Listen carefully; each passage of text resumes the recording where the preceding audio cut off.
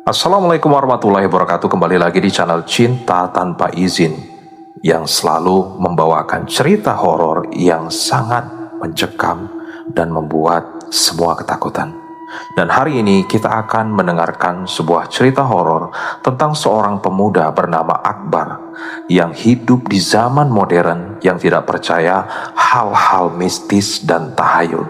Hingga suatu saat ia pada tepat jam 12 malam melewati jembatan keramat yang sebenarnya dilarang untuk dilewati pada saat tengah malam.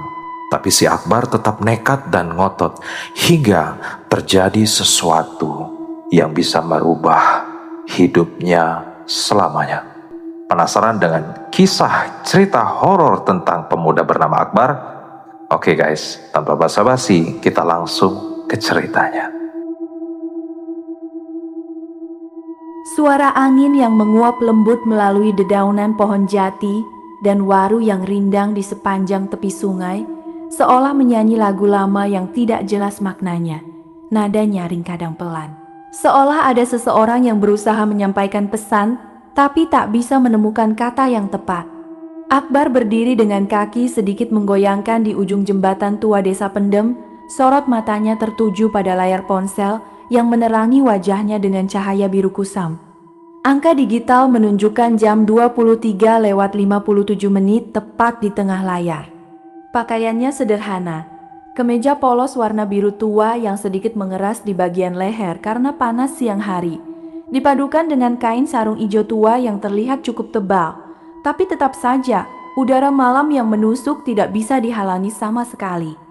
Udara di sekitar jembatan terasa berbeda dari di rumahnya yang terletak sekitar 300 meter ke belakang. Ada aroma tanah basah yang bercampur dengan baunya kayu lapuk dan sesuatu yang tidak bisa dijelaskan dengan kata-kata, seperti bunga yang tumbuh di tengah kuburan. Akbar bukan penduduk desa ini. Dia baru saja pindah dari kota besar 3 bulan yang lalu setelah menerima kabar bahwa kakeknya, Raden Sutrisno, telah meninggal dunia karena penyakit lama yang tidak kunjung sembuh. Tanah dan rumah kayu yang ditinggalkan kakeknya menjadi satu-satunya warisan yang dia dapatkan. Dan meskipun awalnya ia enggan meninggalkan kehidupan kota yang lebih praktis, rasa tanggung jawab pada keluarga yang tinggal di sana membuatnya harus rela menetap di desa yang belum pernah dia kunjungi sejak kecil. Selama 3 bulan tinggal di sini, dia sering mendengar cerita dari tetangga lokal tentang keunikan dan misteri yang menyelimuti jembatan tua yang kini dia hadapi. Pak Samin, seorang petani yang tinggal di rumah sebelah, pernah menjelaskan dengan suara pelan dan pandangan yang penuh rasa takut bahwa jembatan tersebut telah ada sejak sebelum kemerdekaan Indonesia, dibangun oleh para pekerja yang datang dari berbagai daerah untuk membantu membangun irigasi desa.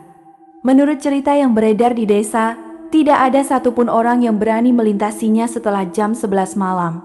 Karena banyak orang yang pernah mencoba melakukannya dan kemudian menghilang tanpa jejak, atau kembali dengan kondisi tubuh yang tidak normal, seperti mata yang tiba-tiba menjadi buta atau suara yang hilang total. Tapi Akbar adalah orang yang lebih mempercayai akal sehat daripada cerita mistis yang tidak memiliki bukti nyata. Bagi dia, semua cerita itu hanya mitos yang dibuat oleh orang-orang desa untuk menjaga jembatan agar tidak rusak, karena terlalu sering digunakan saat malam hari yang gelap dan berbahaya.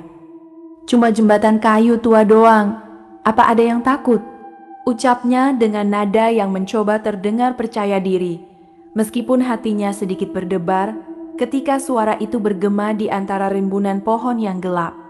Dia menghela napas dalam-dalam, mengusap kedua telapak tangannya ke bagian paha untuk menghangatkannya. Lalu dengan hati-hati menjejakkan kaki pertama ke atas papan jembatan yang sudah mulai menguning dan bergelombang akibat usia yang tua. Saat tumitnya menyentuh permukaan kayu, terdengar suara bergerak pelan yang menyebar ke seluruh jembatan, seperti tangisan yang tertahan di dalam kayu itu sendiri.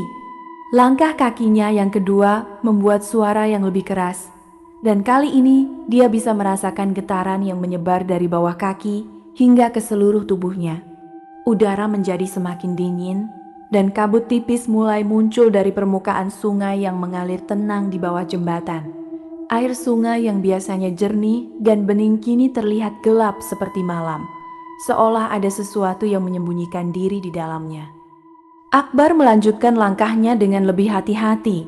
Matanya terus melihat ke depan, menuju ujung jembatan yang sudah mulai kabur karena kabut yang semakin tebal. Dia bisa melihat bayangan pohon-pohon di seberang sungai yang tampak seperti sosok manusia yang sedang berdiri dan menatapnya dengan penuh perhatian. Saat dia mencapai tengah jembatan, dia merasakan bahwa ada sesuatu yang berbeda dengan kondisi tubuhnya.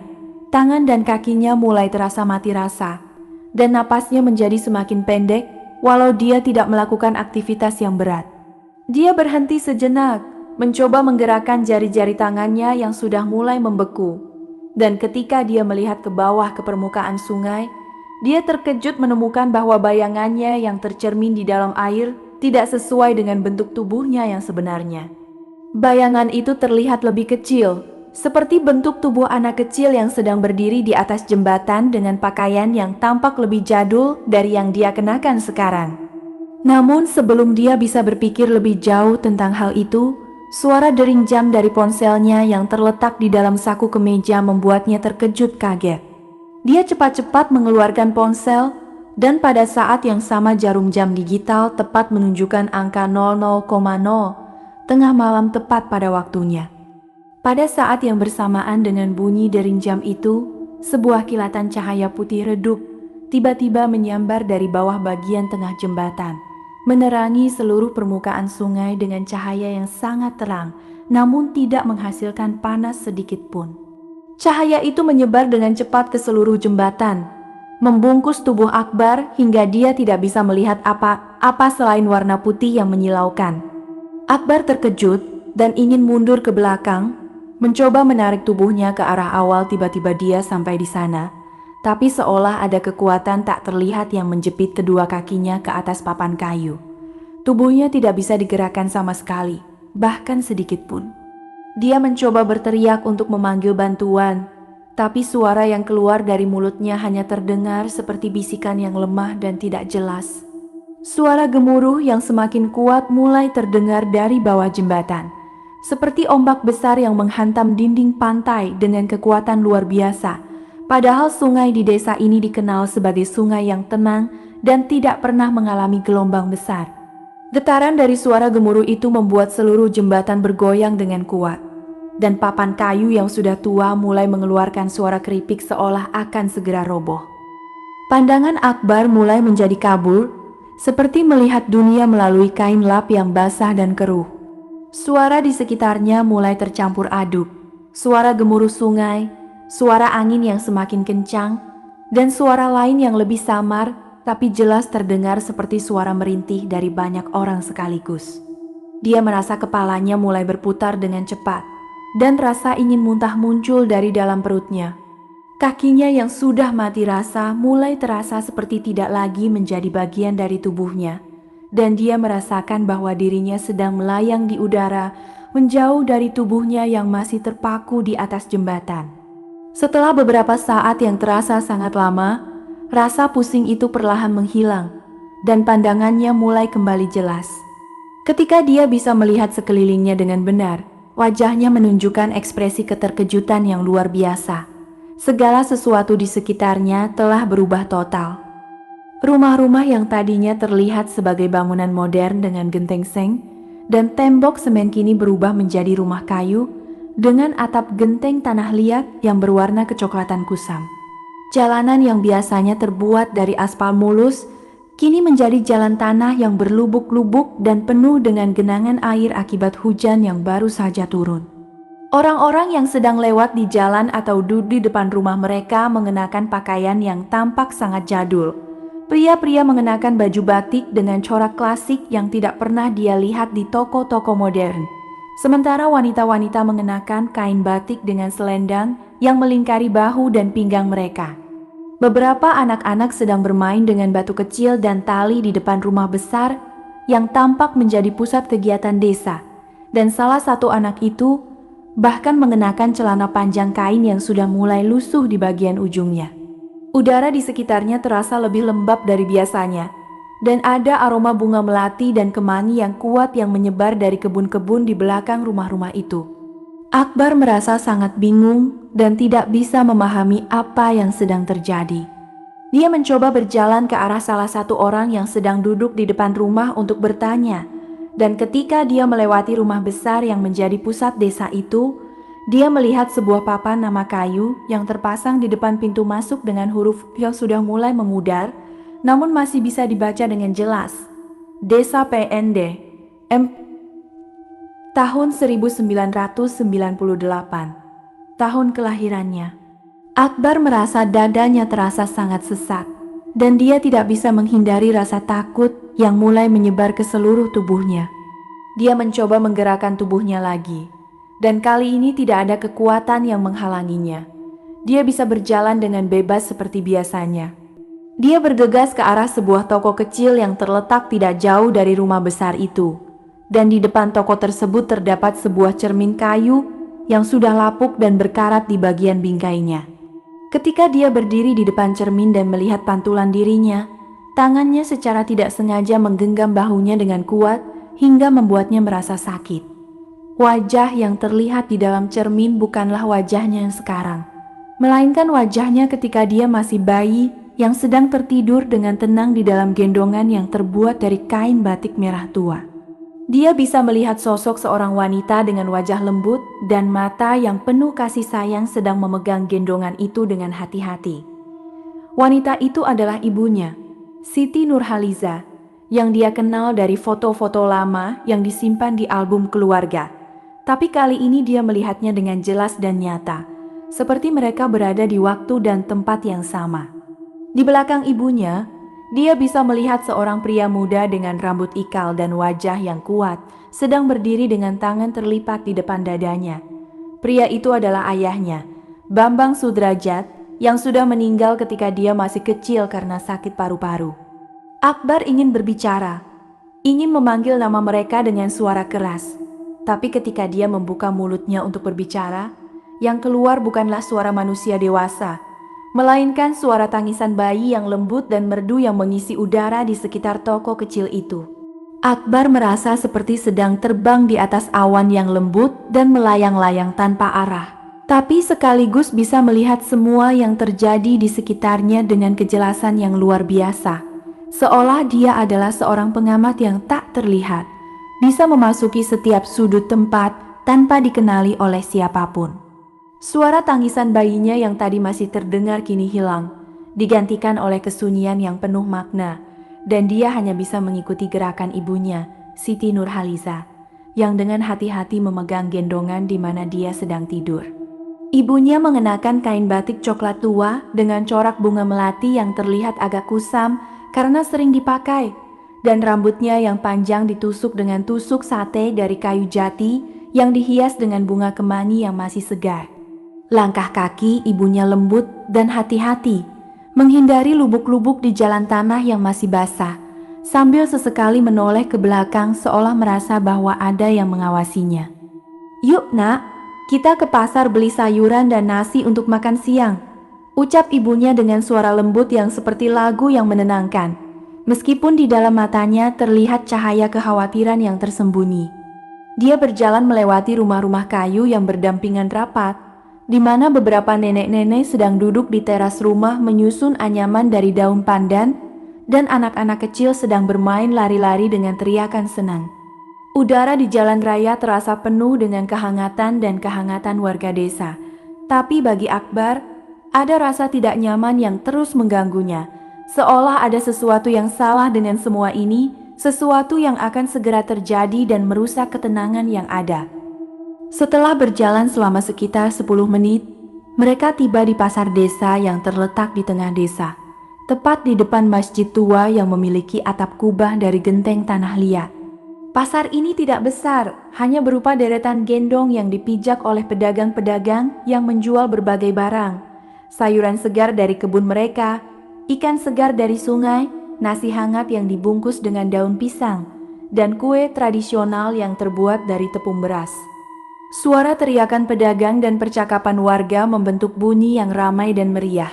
Tapi Akbar langsung menyadari bahwa perhatiannya tertarik pada satu titik saja. Di sudut pasar yang paling sunyi, ayahnya, Bambang Sudrajat, sedang berdiri berdampingan dengan beberapa pria lain dengan wajah yang serius dan tegang. Ayahnya mengenakan baju batik hitam dengan corak garis-garis tebal dan topi peci hitam yang selalu dia kenal dari foto-foto lama. Tubuhnya tegap dan kuat, seolah dia adalah orang yang berani dan tangguh, tapi di dalam matanya terlihat rasa ragu yang sama seperti yang ada di mata ibunya. Di sebelahnya berdiri seorang pria yang lebih tua dengan rambut yang sudah mulai putih di bagian ubun-ubun, mengenakan topi petani dan baju kemeja coklat yang lusuh. Pria itu adalah Pak Joko, kepala kelompok tani di desa yang dikenal sebagai orang yang tegas dan selalu memikirkan keuntungan warga. Di sisi Pak Joko lagi, berdiri dua pria muda yang terlihat penuh semangat, tapi juga sedikit takut. "Tanah hutan belakang desa harus kita bakar dan jadikan ladang jagung," kata Pak Joko dengan suara yang rendah tapi tegas. Matanya menatap langsung ke mata ayahnya. "Harga jagung di pasar kota semakin mahal, dan kita butuh uang banyak untuk kebutuhan keluarga, beli pakaian, biaya sekolah anak, dan obat-obatan untuk orang tua." Ayahnya mengangguk perlahan, tapi gerakannya terasa lambat dan ragu. "Saya tahu Pak Joko, saya juga ingin kesejahteraan warga desa. Tapi nenek dari kampung sebelah, Nenek Mardiati, bilang bahwa hutan itu adalah tempat tinggal roh leluhur kita. Dia bilang, hutan itu adalah jaga-jaga kita. Kalau kita ganggu, akan ada bencana besar yang menimpa desa." Pak Joko menghela napas dengan keras. Wajahnya menjadi merah karena marah. "Cuma omong kosong aja itu, Bambang. Nenek Mardiati sudah tua dan sering bercanda.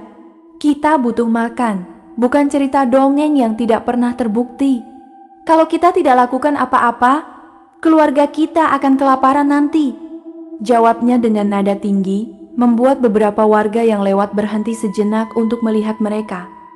Ayahnya melihat sekeliling dengan cemas, lalu menarik Pak Joko sedikit ke dalam agar percakapan mereka tidak terdengar oleh banyak orang. "Saya takut, Pak Joko.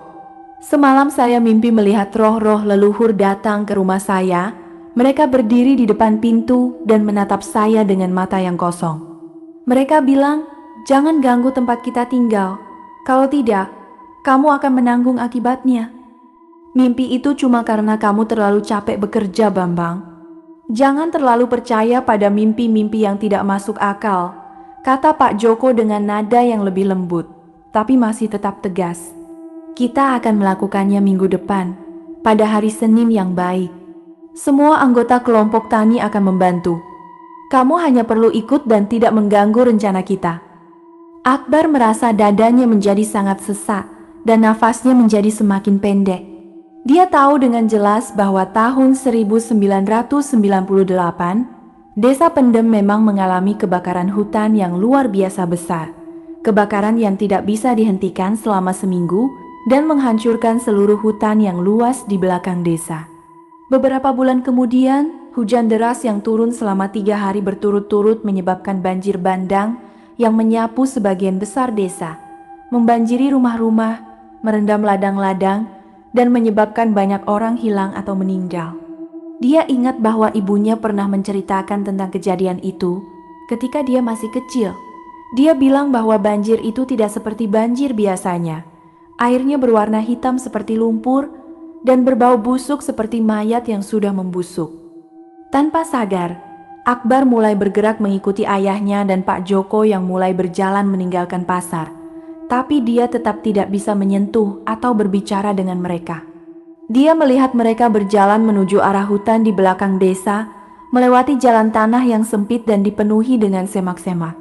Tapi, tiba-tiba, perhatiannya tertarik ke arah tepi sungai yang mengalir di bawah jembatan tua.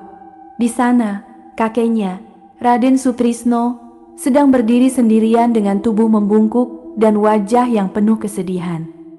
Kakeknya mengenakan baju batik putih yang sudah kusam dan celana kain hitam yang panjang. Rambutnya yang putih seluruhnya ditusuk dengan tusuk sate kayu, dan di lehernya tergantung rantai kecil dari batu akik hitam yang selalu dia kenal. Dia berdiri diam, menatap ke permukaan sungai yang tenang dan gelap, seolah sedang merenungkan sesuatu yang sangat penting. Setelah beberapa saat, dia membungkuk sedikit dan mengambil sebuah batu kecil yang licin dan berwarna coklat dari tepi sungai. Dia memegangnya dengan erat di dalam telapak tangan, lalu dengan lembut melemparkannya ke dalam air. Batu itu membuat gelombang kecil yang menyebar ke segala arah, dan seolah ada respon dari sungai, sebuah kilatan cahaya hitam redup muncul sebentar di permukaan air. "Semoga mereka bisa memaafkan kita nanti," ucap kakeknya dengan suara pelan yang hanya bisa didengar oleh Akbar. Dan pada saat itu, kakeknya menoleh ke arahnya. Mata kakeknya yang tua dan buta sebagian seolah bisa melihatnya, meskipun dia adalah pengamat yang tak terlihat. "Semoga keturunan kita tidak perlu menanggung akibat dari kesalahan yang kita lakukan hari ini." Akbar merasa air mata mulai menggenang di mata-matanya, meskipun dia tahu bahwa dia tidak bisa menangis karena keadaannya yang sekarang. Dia ingin mendekati kakeknya, ingin memeluknya dan mengatakan bahwa semuanya akan baik-baik saja, tapi dia tidak bisa melakukan apa-apa selain melihat dan mendengar. Waktu berjalan cepat, dan matahari mulai terbenam di ufuk barat, menerangi langit dengan warna oranye dan merah yang cerah. Suara warga desa yang sedang pulang ke rumah mulai terdengar, dan kehangatan siang hari mulai digantikan oleh udara malam yang sejuk. Akbar merasa bahwa ada kekuatan yang mulai menariknya kembali ke arah jembatan tua, seolah waktunya di masa lalu sudah habis. Dia mencoba mengikuti kakeknya yang mulai berjalan pulang, tapi tubuhnya terasa semakin ringan dan seperti akan melayang. Tiba-tiba, sebuah kilatan cahaya putih redup muncul lagi dari arah jembatan tua, sama seperti yang dia lihat malam tadi. Cahaya itu menyebar dengan cepat, membungkus tubuhnya dan membuatnya tidak bisa melihat apa-apa selain warna putih yang menyilaukan. Dia merasa tubuhnya terangkat dan diputar dengan cepat, seolah sedang berada di dalam putaran yang tak berujung. Dan suara gemuruh yang kuat mulai terdengar lagi di telinganya. Rasa pusing dan mual muncul kembali, dan dia merasa seperti akan muntah. Setelah beberapa saat yang terasa sangat lama, putaran itu berhenti, dan pandangannya mulai kembali jelas.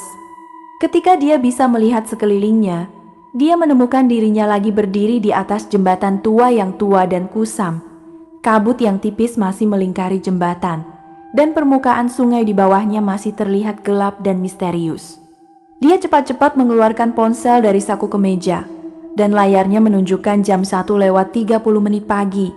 Hanya 1,5 jam yang telah lewat sejak dia mulai melintas jembatan tadi malam. Hatinya berdebar kencang sampai dia merasa akan meledak, dan kakinya mulai menggoyangkan karena takut. Dia langsung berlari pulang dengan kecepatan penuh, melewati jalan tanah yang gelap dan sepi. Hatinya penuh dengan pertanyaan dan ketakutan. Ketika dia tiba di depan rumah kayu kakeknya, dia terkejut menemukan bahwa pintu depan rumah itu terbuka sedikit. Padahal dia yakin telah menutupnya dengan rapat sebelum pergi ke jembatan. Dia berhenti sejenak di depan pintu. Jantungnya berdebar semakin kencang. Dan ketika dia mendengar suara yang lembut dari dalam rumah, suara orang yang sedang menangis dan berbicara dengan sendirian, dia merasakan rasa dingin yang menyebar ke seluruh tubuhnya. Suara itu terdengar sangat familiar, seperti suara kakeknya yang sudah meninggal. Dia berani untuk mendekat dan melihat ke dalam rumah melalui celah pintu, dan apa yang dia lihat membuatnya terbebani dan merinding sepanjang tulang. Di dalam ruang tamu yang gelap, ada sosok orang tua yang berdiri sendirian di depan lemari kayu, memegang sebuah foto lama dengan wajah yang penuh kesedihan. Sosok itu adalah kakeknya, Raden Sutrisno, tapi dia tahu bahwa kakeknya sudah meninggal 3 bulan yang lalu. Dan di tangan kakeknya, ada sebuah batu kecil yang licin dan berwarna coklat. Batu yang sama dengan yang dia lihat kakeknya lempar ke dalam sungai di masa lalu. Hari berikutnya, Akbar tidak bisa tidur sama sekali. Dia berdiri di teras rumah kayu kakeknya semenjak jam 5 pagi, menatap ke arah jembatan tua yang masih diselimuti kabut tipis. Tubuhnya terasa lelah dan pegal, tapi pikirannya terus berputar cepat tentang apa yang dia lihat malam sebelumnya. Sosok kakeknya yang sudah meninggal memegang batu kecil yang sama dengan ia lihat di masa lalu. Dan suara menangis yang terdengar dari dalam rumah. Udara pagi terasa segar dan penuh dengan aroma bunga melati dari kebun di belakang rumah.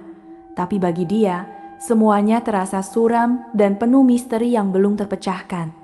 Dia tahu bahwa dia harus mencari tahu lebih dalam tentang kejadian tahun 1998 di Desa Pendem, tentang kebakaran hutan, banjir bandang, dan semua yang terjadi sesudahnya. Kalau tidak, rasa takut yang mengganggunya tidak akan pernah hilang.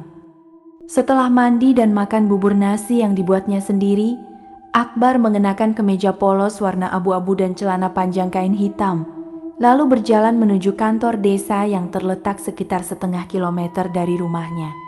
Jalanannya masih tanah yang berlubuk-lubuk, dan dia harus menghindari genangan air yang tersisa dari hujan malam sebelumnya. Di sepanjang jalan, dia melihat warga desa yang mulai berkegiatan. Petani yang pergi ke ladang dengan bajak kuda, nenek-nenek yang menyusun anyaman di teras rumah, dan anak-anak kecil yang mulai bermain di jalan raya. Beberapa dari mereka menoleh dan menyapa dia dengan senyum ramah, tapi dia hanya bisa membalasnya dengan senyum yang pendek. Pikirannya terlalu sibuk untuk berbicara banyak. Ketika dia tiba di kantor desa, dia melihat sebuah bangunan kecil dengan atap genteng seng yang sudah kusam dan tembok semen berwarna putih yang mulai memudar. Pintu depan terbuka lebar dan di dalamnya terdengar suara percakapan lembut antara dua orang.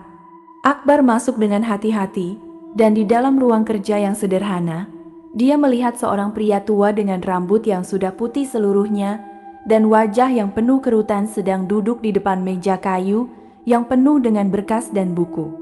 Pria itu adalah Pak Jamal, seorang petugas yang sudah bekerja di kantor desa sejak tahun 1990 AN. Dia tahu dari tetangga bahwa Pak Jamal adalah orang yang paling tahu tentang sejarah desa, termasuk kejadian tahun 1908 yang jarang dibicarakan. "Maaf Pak Jamal, bolehkah saya bicara sebentar?" tanya Akbar dengan sopan, membuat Pak Jamal terkejut dan menoleh ke arahnya. Pak Jamal mengangkat alisnya dengan khawatir, tapi kemudian tersenyum lembut. "Oh, hai Akbar, putra Raden Sutrisno ya? Silakan duduk, anak muda. Ada apa yang bisa saya bantu?" Akbar duduk di kursi kayu yang ada di depan meja Pak Jamal, dan setelah beberapa saat keheningan yang menjijikan, dia mulai berbicara dengan suara yang sedikit gemetar. "Pak Jamal, bolehkah saya tanya tentang kebakaran hutan dan banjir tahun 1998 di desa ini? Saya baru pindah sini dan ingin tahu lebih banyak tentang sejarah desa." Pada saat itu, wajah Pak Jamal yang tadinya ramah tiba-tiba menjadi pucat seperti kertas, dan matanya mulai berkedip dengan cepat. Dia melihat sekeliling ruangan dengan cemas, seolah khawatir ada orang lain yang mendengar percakapan mereka, lalu berdiri dan menarik Akbar ke sudut ruangan yang paling sunyi, jauh dari pintu depan. "Jangan pernah sebutkan hal itu di depan orang banyak, anak muda," katanya dengan suara pelan yang hanya bisa didengar oleh Akbar, dan tangannya terangkat seolah ingin menutup mulutnya sendiri. Isu itu sudah ditutup rapat oleh para pemimpin desa waktu itu. Tidak ada yang boleh membicarakannya lagi, apalagi orang baru yang tinggal di sini. Akbar merasa dadanya menjadi semakin sesak, tapi dia tetap berani untuk melanjutkan. "Kenapa, Pak? Apa yang sebenarnya terjadi pada waktu itu?" Pak Jamal menghela napas dengan keras, dan dia bisa melihat keringat mulai muncul di dahinya. "Kebakaran hutan itu bukan kebetulan, anak muda. Tidak seperti yang dikatakan di masyarakat. Kebakaran itu tidak terjadi karena kecelakaan saat membakar lahan. Para pemuda desa waktu itu, termasuk ayahmu, Bambang Sudrajat, sengaja membakarnya karena ingin mendapatkan uang dari perusahaan kayu yang datang ke desa." Dia berhenti sejenak, menatap ke lantai dengan wajah yang penuh kesedihan. Perusahaan itu menjanjikan uang banyak kepada mereka jika mereka bisa membersihkan hutan agar bisa dibeli dan dijadikan tempat penebangan kayu. Mereka terlalu tergoda dengan uang itu, lupa semua nasihat nenek moyang tentang pentingnya hutan bagi desa. Akbar merasa nafasnya terhenti sebentar, dan dia bisa merasakan denyut jantungnya berdebar semakin kencang. Lalu banjirnya, Pak? Apakah banjir itu karena hutan terbakar habis? Pak Jamal mengangguk perlahan. Ya, anak muda. Setelah hutan terbakar habis, tanah tidak bisa menahan air hujan lagi.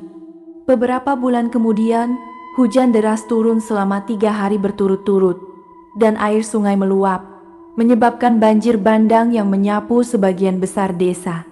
Banyak rumah hancur, ladang terendam, dan banyak orang yang hilang atau meninggal. Dia berhenti lagi, dan suaranya mulai bergetar. Tapi ada sesuatu yang lebih mengerikan dari itu, anak muda. Banyak orang yang hilang dalam banjir, tapi tubuh mereka tidak pernah ditemukan, bahkan sampai sekarang. Yang paling mengerikan, untuk setiap orang yang hilang, selalu ada satu barang yang ditemukan di tepi sungai. Sebuah batu kecil yang licin dan berwarna coklat, batu yang sama dengan selalu dibawa oleh nenek moyang kita sebagai tanda perlindungan. Akbar merasa dingin menyebar ke seluruh tubuhnya, dan dia bisa merasakan bulu kuduknya berdiri. Dia tahu bahwa batu itu adalah batu yang dia lihat kakeknya lempar ke dalam sungai di masa lalu, dan batu yang dia lihat kakeknya pegang malam sebelumnya. Apa artinya batu itu, Pak? Pak Jamal menggeleng dengan wajah yang penuh ketakutan. Tidak ada yang tahu pasti, anak muda. Tapi menurut cerita nenek moyang, batu itu adalah tanda bahwa roh leluhur marah. Mereka bilang bahwa roh-roh yang hilang dalam bencana itu tidak bisa damai, dan batu itu adalah cara mereka untuk memberitahu kita bahwa mereka masih ada, menunggu keadilan yang belum pernah mereka dapatkan. Setelah itu, percakapan mereka berhenti, dan keheningan menyelimuti ruang kerja. Akbar berdiri dengan lambat, mengucapkan terima kasih kepada Pak Jamal, lalu berjalan keluar dari kantor desa dengan pikiran yang penuh kebingungan dan ketakutan. Dia tahu bahwa dia tidak bisa berhenti di sini. Dia harus tahu apa yang sebenarnya terjadi setelah banjir, apa yang membuat roh-roh itu tidak bisa damai, dan apa hubungan semua ini dengan jembatan tua. Hari berjalan cepat, dan malam tiba lagi dengan cepat. Akbar berdiri di teras rumahnya, menatap ke arah jembatan tua yang terlihat gelap dan menakutkan di kejauhan. Dia merasa ada kekuatan yang kuat yang menariknya kembali ke sana, seolah ada sesuatu yang menunggu dia di sana, sesuatu yang harus dia lihat agar semua rahasia bisa terungkap. Dia tahu bahwa jika dia melintas jembatan itu pukul 0 lagi, dia akan kembali ke masa lalu. Tapi kali ini, dia ingin pergi ke tahun setelah banjir, ke tahun 1999, untuk melihat apa yang terjadi setelah bencana itu. Tanpa berpikir panjang, dia mengambil jaket tipis dari meja teras dan berjalan menuju jembatan tua. Jalanannya gelap dan sepi, hanya diterangi oleh cahaya bulan yang redup. Ketika dia tiba di ujung jembatan, jam ponselnya menunjukkan jam 23:59. Hanya 1 menit lagi sampai tengah malam. Dia berdiri diam, menunggu dengan hati yang berdebar kencang, dan pada saat jarum jam tepat menunjukkan 00,0, sebuah kilatan cahaya putih redup muncul lagi dari bawah jembatan, membungkus tubuhnya dan membuatnya tidak bisa melihat apa-apa. Suara gemuruh seperti ombak menghantam pantai terdengar lagi, dan tubuhnya terasa seperti sedang diputar dengan cepat. Ketika pandangannya kembali jelas, dia menemukan dirinya berdiri di tepi sungai yang sama, tapi segalanya sudah berubah. Tanah di sekitar sungai masih basah dan penuh lumpur, tandanya banjir baru saja berlalu. Rumah-rumah di seberang sungai terlihat hancur dan rusak, dan udara terasa penuh dengan bau busuk seperti mayat yang sudah membusuk. Di bawah jembatan tua yang masih berdiri kokoh, dia melihat sekelompok pria sedang berkumpul dengan wajah yang tegang dan cemas. Di antaranya adalah ayahnya, Bambang Sudrajat, dan Pak Joko, kepala kelompok tani. Ayahnya mengenakan baju batik hitam yang sudah kusam dan lusuh, dan wajahnya terlihat kurus dan pucat seperti orang yang sedang sakit. Di tangan mereka, masing-masing membawa ember kecil yang terisi dengan batu kecil berwarna coklat, batu yang sama dengan yang lihat sebelumnya. Di samping mereka, ada beberapa kotak kecil yang terbuat dari kayu dan terbungkus dengan kain hitam yang terlihat berat saat mereka membawanya. Kita harus menyembunyikan semua bukti, kata ayahnya dengan suara dingin dan tegas. Matanya menatap langsung ke mata Pak Joko. Jika orang tahu bahwa kita sengaja membakar hutan, mereka akan membunuh kita. Mereka akan menyalahkan kita atas semua kematian dan kerusakan yang terjadi. Pak Joko mengangguk perlahan. Wajahnya terlihat penuh kesedihan. Kamu benar, Bambang. Kita tidak punya pilihan lain. Kita harus melemparkan batu-batu ini dan kotak-kotak ini ke dalam sungai. Jadi tidak ada yang bisa menemukan bukti apa-apa. Setelah itu, mereka mulai melemparkan batu-batu itu ke dalam sungai satu persatu, membuat gelombang kecil yang menyebar ke segala arah. Kemudian, mereka mengangkat kotak-kotak kecil itu dan melemparkannya juga ke dalam air. Ketika salah satu kotak menyentuh dasar sungai, ia menabrak batu besar dan terbuka secara tidak sengaja. Akbar berdiri diam, matanya melebar dengan keterkejutan dan ketakutan yang luar biasa. Ketika dia melihat isi kotak itu, di dalamnya ada rambut manusia yang panjang dan kaku, dan kuku manusia yang panjang dan hitam yang masih basah dan tercampur dengan lumpur. Dan di antara rambut dan kuku itu ada sebuah foto kecil yang terlipat. Foto dari seorang wanita muda dengan wajah yang familiar. Akbar melihatnya dengan seksama dan hatinya berhenti sebentar. Itu adalah foto ibunya, Siti Nurhaliza, pada waktu dia masih muda. Akbar merasa ingin muntah, cairan pahit naik dari perutnya ke tenggorokan, dan dia harus menahan sekuat tenaga agar tidak meludah di tempat itu. Matanya tetap melebar, tidak bisa bergerak sedikit pun dari isi kotak yang terbuka. Rambut ibunya yang selalu dia kenal sebagai yang lembut dan terawat, kini tercampur dengan lumpur dan terasa kaku seperti kayu kering. Dan kuku ibunya yang pernah membelai pipinya dengan penuh kasih, kini panjang dan hitam seperti duri. Dan di tengahnya, foto ibunya yang tersegel di dalam plastik karet, senyumnya yang cerah di wajah muda. Tapi mata foto itu seolah menatapnya dengan kesedihan yang mendalam, seolah tahu bahwa dia sedang melihat semua ini. Dia tidak bisa mempercayai apa yang dilihatnya. Ayahnya yang selalu dia ingat sebagai orang baik hati yang selalu membantu tetangga, ternyata terlibat dalam sesuatu yang sangat keji, bahkan sampai menyembunyikan bukti yang berhubungan dengan ibunya yang hilang. Pada saat itu, suara langkah kaki yang berat terdengar dari arah jalan raya yang menghubungkan jembatan ke desa. Akbar melihat seorang pria tua dengan tubuh membungkuk dan rambut putih seluruhnya mendekat ke arah kelompok pria yang sedang berkumpul di bawah jembatan. Itu adalah kakeknya, Raden Sutrisno, pada masa muda yang lebih kuat, meskipun wajahnya sudah penuh kerutan akibat kesedihan dan kekhawatiran. Dia mengenakan baju batik putih yang bersih dan celana kain hitam, dan di lehernya tergantung rantai akik hitam yang selalu dia kenal. Langkah kakinya cepat dan tegas, seolah dia sedang marah dan tidak mau berkompromi. "Bambang, apa yang kamu lakukan?" seru kakeknya dengan suara yang keras dan penuh kemarahan, membuat semua pria yang ada di situ terkejut dan menoleh ke arahnya. Matanya membara dengan kemarahan, dan tangannya menggoyangkan ke arah ember yang penuh dengan batu kecil. Batu-batu itu adalah tanda perjanjian dengan roh leluhur kita. Mereka memberikan batu itu untuk melindungi desa, dan kamu malah membuangnya ke dalam sungai? Kalau kamu buang mereka, roh-roh tersebut tidak akan pernah damai.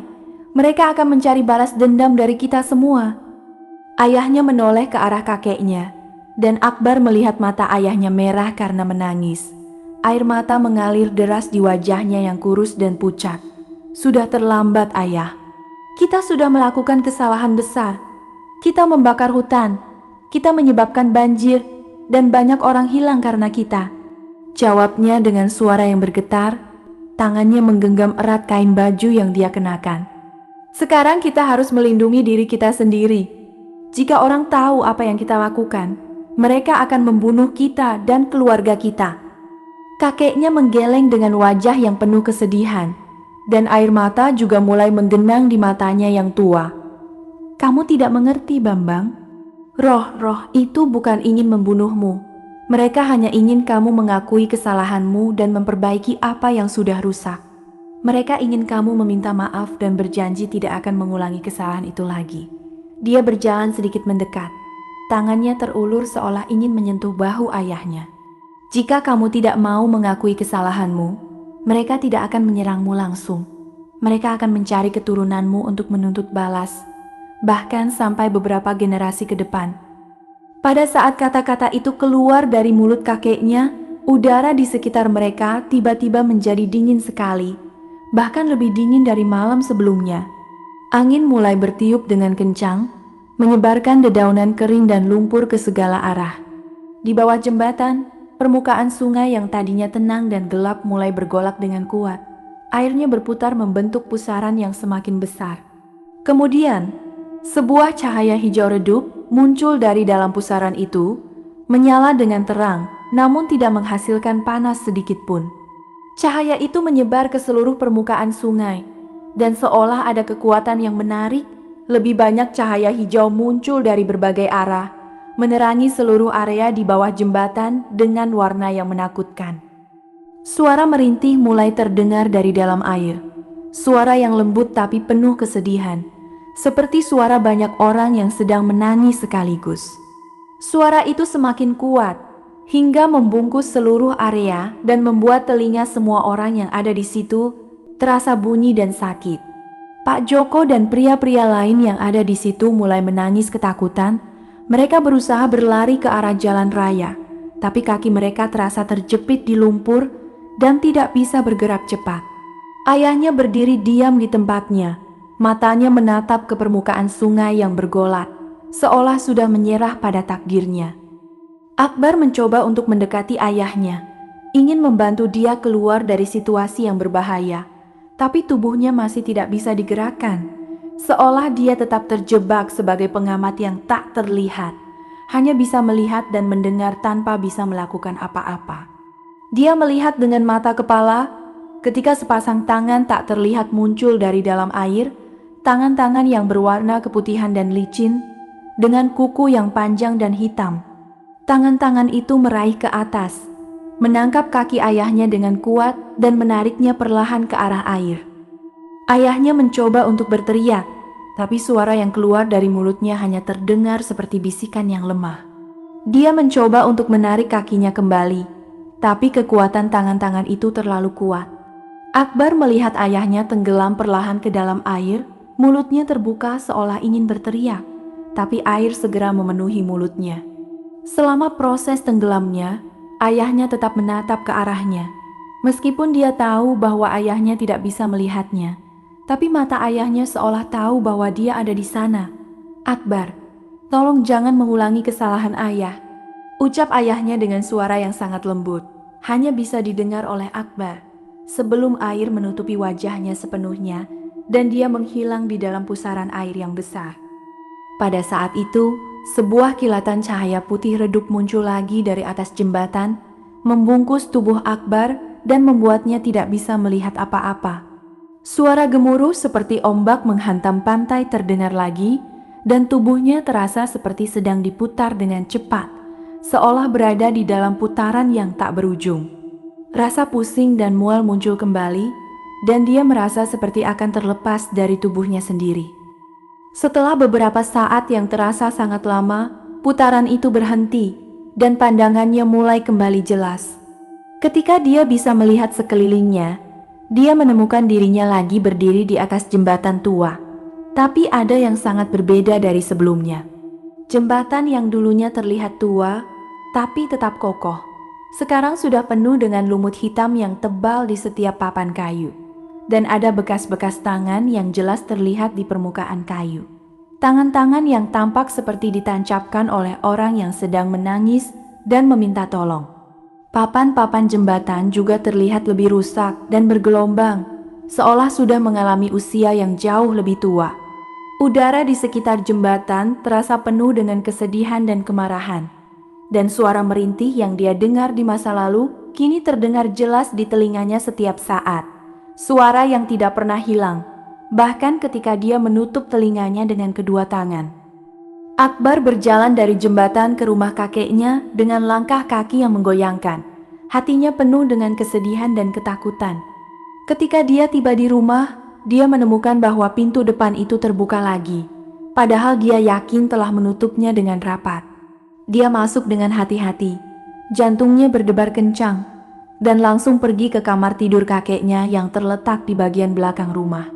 Kamar itu sederhana, dengan ranjang kayu yang tua dan lemari kayu yang penuh dengan baju dan barang-barang lama. Dia berdiri di tengah kamar, menatap ke segala arah, seolah mencari sesuatu yang dia tidak ketahui. Kemudian, dia melihat bahwa bagian lantai di sudut kamar terlihat sedikit miring, seolah ada sesuatu yang tersembunyi di bawahnya. Dia membungkuk dan mencoba mengangkat pelat lantai itu. Awalnya agak sulit, tapi dengan sedikit usaha, pelat itu terangkat dan mengekspos ruang tersembunyi di bawahnya. Di dalam ruang itu, ada sebuah kotak kecil yang terbuat dari kayu jati yang sudah kusam, dengan tutup yang ditutup dengan kancing logam yang sudah berkarat. Akbar mengambil kotak itu dengan hati-hati dan membukanya. Di dalamnya, ada sebuah surat yang ditulis dengan pena hitam di kertas tua yang sudah memudar dan beberapa foto yang juga sudah tua dan kusam. Dia membaca surat itu dengan teliti. Tulisannya adalah tulisan kakeknya, yang dia kenal dari tanda tangan di berkas warisan. Untuk keturunan saya yang menemukan surat ini, mulai tulisan kakeknya. Saya tulis ini untuk memberitahu kamu tentang kesalahan yang kita lakukan pada tahun 1998. Kesalahan yang membuat banyak orang hilang dan roh leluhur marah. Ayahmu, Bambang, dan teman-temannya memang salah. Tapi mereka juga adalah korban dari kemiskinan dan kebutuhan akan uang. Saya sudah coba membimbing mereka, tapi mereka tidak mau mendengar. Akbar kemudian melihat foto-foto yang ada di dalam kotak. Ada foto dari orang-orang yang hilang dalam banjir, wanita, pria, dan anak-anak yang tersenyum di foto, tapi sudah tidak ada di dunia ini. Dan ada satu foto yang membuat hatinya berhenti sebentar. Foto dari ayahnya yang sedang berdiri di tengah hutan, memegang obor dengan wajah yang tegas, sedangkan api mulai menyala di sekitarmu. Di samping ayahnya, dia melihat sosok seorang wanita muda yang sedang menangis. Itu adalah ibunya, Siti Nurhaliza, yang seolah mencoba menghentikan ayahnya dari membakar hutan. Dan di sudut foto itu, ada sebuah batu kecil berwarna coklat yang tergeletak di atas tanah, batu yang sama dengan yang dia lihat di masa lalu. Ketika dia selesai melihat foto-foto itu, dia mendengar suara yang lembut dari luar kamar, suara orang yang sedang membuka pintu. Dia cepat-cepat menutup kotak dan menyembunyikannya kembali di bawah lantai, lalu berdiri dan menatap ke arah pintu. Pintu kamar terbuka perlahan, dan sebuah sosok wanita muda dengan rambut panjang dan wajah yang familiar muncul di sana. Itu adalah ibunya, Siti Nurhaliza, tapi dia terlihat seperti di masa muda, dengan mata yang penuh kesedihan. Di tangannya, dia memegang sebuah batu kecil berwarna coklat, dan air mata mengalir di wajahnya. "Kamu sudah tahu semuanya kan, Akbar?" ucapnya dengan suara yang lembut, dan pada saat itu, cahaya hijau redup muncul dari baliknya, menerangi kamar dengan warna yang menakutkan. Akbar berdiri diam di tengah kamar tidur kakeknya, matanya tetap menatap sosok ibunya yang muncul di pintu. Rambutnya yang panjang dan hitam tergelincir lembut di pundaknya. Baju batik merah tua yang dia kenakan terlihat bersih tapi sedikit kusam, dan di tangannya yang lembut memegang batu kecil berwarna coklat yang licin. Cahaya hijau redup dari baliknya menerangi kamar dengan warna yang menakutkan, membuat bayangan di dinding bergerak seperti sosok yang hidup. Suara ibunya yang lembut terdengar lagi. "Kamu sudah tahu semuanya kan, Akbar?" Dan pada saat itu, dia merasakan bahwa seluruh tubuhnya terasa beku. Tidak bisa bergerak sedikit pun. Dia ingin berbicara, ingin memanggil nama ibunya dengan suara kuat, tapi yang keluar hanyalah bisikan yang lemah. "Ibu, apakah kamu benar-benar ada di sini?" Ibunya tersenyum dengan wajah yang penuh kesedihan. Air mata mengalir deras di pipinya yang lembut. "Aku selalu ada di sini, Nak. Aku selalu menunggu kamu untuk tahu kebenaran." Dia berjalan sedikit mendekat, dan Akbar bisa mencium aroma bunga melati yang selalu menempel di tubuh ibunya. "Aku hilang bukan karena banjir, Nak. Aku hilang karena aku mencoba mengungkap rahasia tentang penjualan tanah hutan ke perusahaan kayu. Pak Joko dan teman-temannya membunuhku dan menyembunyikan tubuhku di dasar sungai, bersama dengan batu perlindungan yang aku miliki. Dia mengangkat batu yang ada di tangannya, menatapnya dengan mata yang penuh kasih. Ini batu yang ayahmu berikan padaku saat kita menikah, tanda cinta dan perlindungan. Tapi sekarang, ia menjadi tanda bahwa kebenaran belum terungkap. Setelah mendengar kata-kata ibunya, Akbar merasa kepalanya berputar dengan cepat, dan dia harus menundukkan kepala agar tidak pingsan. Semua yang dia lihat dan dengar selama ini mulai menyusun dirinya menjadi satu kesatuan.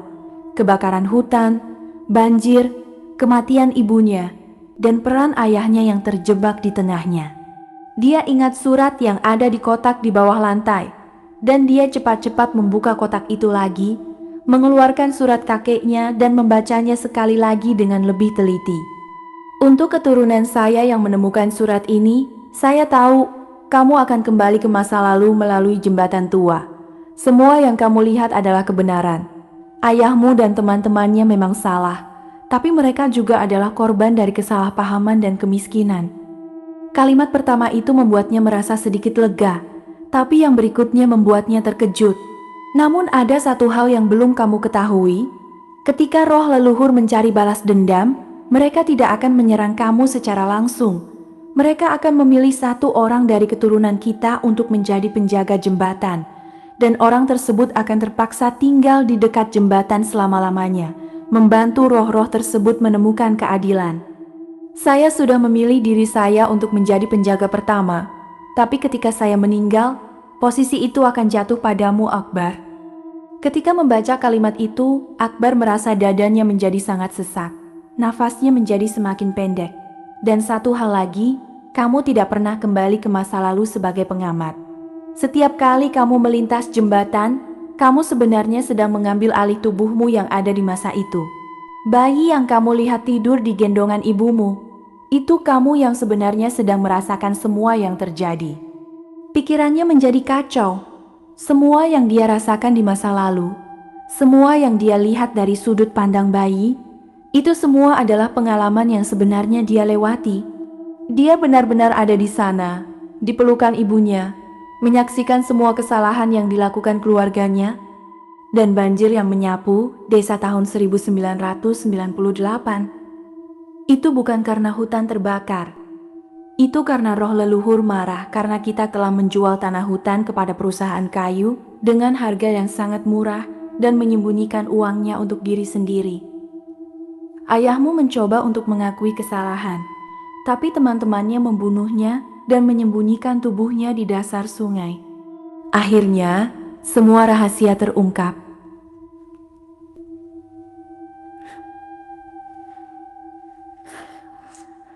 Ayahnya bukanlah orang yang keji yang ingin menyembunyikan bukti. Dia adalah orang yang berani yang ingin mengakui kesalahan, tapi dibunuh oleh teman-temannya yang takut akan konsekuensi. Akbar merasa air mata mulai mengalir di pipinya, mencampur dengan rasa marah, kesedihan, dan lega yang bercampur aduk di hatinya. Tanpa berpikir panjang, dia menaruh surat dan foto kembali ke dalam kotak, menutupnya dan menyembunyikannya di bawah lantai. Dia berdiri dengan cepat, menatap ibunya yang masih berdiri di pintu, dan berkata dengan suara yang tegas, "Aku akan mengungkap semua kebenaran ibu. Aku akan membuat semua orang tahu apa yang sebenarnya terjadi, sehingga kamu dan orang lain yang hilang bisa damai." Ibunya tersenyum dengan wajah yang penuh harapan, dan perlahan-lahan sosoknya mulai menghilang, bersama dengan cahaya hijau yang menerangi kamar. Sebelum hilang sepenuhnya, dia berkata dengan suara yang lembut, "Terima kasih, Nak. Aku selalu bangga padamu." Setelah ibunya menghilang, Akbar berlari keluar dari rumah dengan kecepatan penuh, melewati jalan tanah yang gelap dan sepi, hatinya penuh dengan tekad. Dia tahu bahwa dia harus pergi ke jembatan tua, tempat semua ini dimulai, untuk bertemu dengan kakeknya yang sudah meninggal dan menerima takdirnya. Ketika dia tiba di ujung jembatan tua, dia melihat sosok lelaki tua yang sedang duduk di tepi jembatan, menatap ke permukaan sungai yang tenang. Sosok itu adalah kakeknya, Raden Sutrisno, dengan rambut putih seluruhnya dan baju batik putih yang kusam. Dia berdiri dengan lambat, mendekati kakeknya, dan duduk di sisinya di atas papan jembatan yang penuh dengan lumut hitam. "Kamu sudah tahu semuanya, bukan?" kata kakeknya dengan suara lembut, tanpa menoleh ke arahnya. "Semua rahasia yang saya sembunyikan selama ini, kamu sudah temukan." Akbar mengangguk, matanya menatap ke dalam sungai. "Ya, kakek, aku tahu tentang penjualan tanah hutan, tentang kematian ibu dan ayah, dan tentang peranmu sebagai penjaga jembatan."